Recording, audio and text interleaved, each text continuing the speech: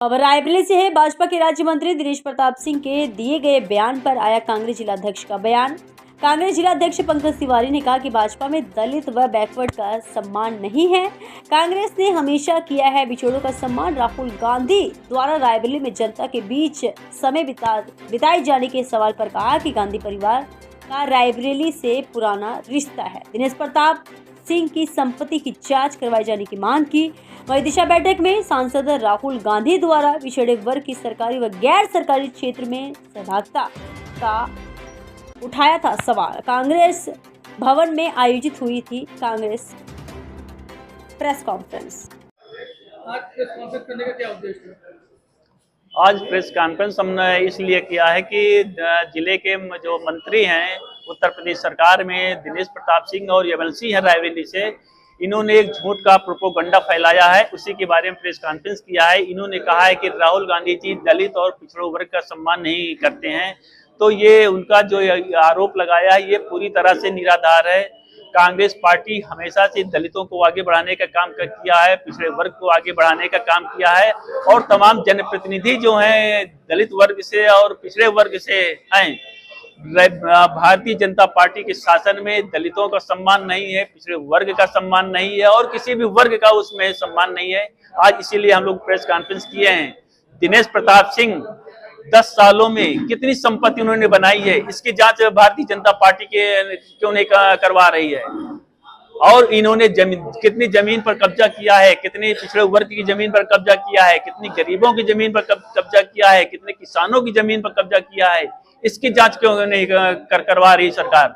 तो आज हम लोग इसी बारे में जवाब देने के लिए आज प्रेस कॉन्फ्रेंस बुलाया है कि कांग्रेस पार्टी हमेशा से दलित और पिछड़े वर्ग का सम्मान किया है और करती रहेगी। जी, आप बात करते हैं ओबीसी और दलित की, यहाँ पे कितने जिलाध्यक्ष हैं जो ओबीसी हैं, दलित है और माइनॉरिटी से हैं?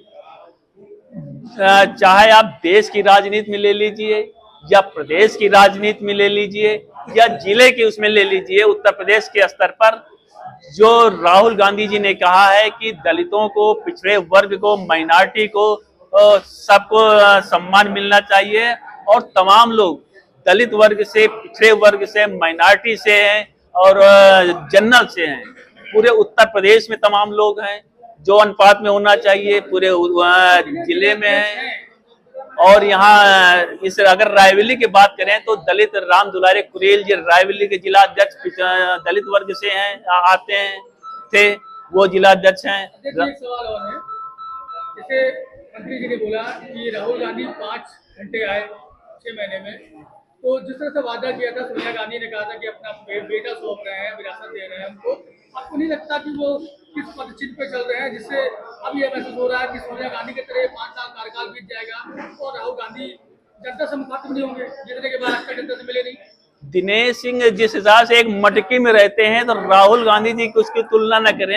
राहुल गांधी जी एक बड़ा चेहरा है, पूरे देश को उनको देखना है, पूरे हिंदुस्तान को देखना है, पूरे उनको वर्ल्ड को के लिए राजनीति वो करते हैं। तो अगर वो घर पे बैठ के राजनीति, केवल एक जगह पर बैठ के राजनीति करेंगे तो कैसे देश का विकास होगा, कैसे सामाजिक समरसता आएगी, कैसे देश का विकास होगा।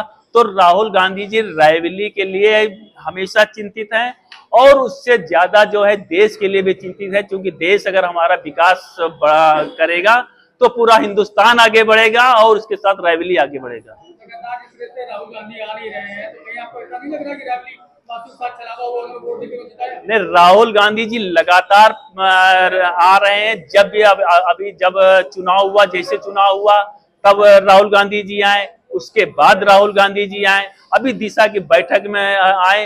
पूरी इन्होंने पूरे देश की राजनीति के बारे में वहां पर चर्चा किया, रायबरेली जिले के बारे में चर्चा किया, वहां क्या खामियां हैं रायबरेली जिले में उसकी चर्चा किया।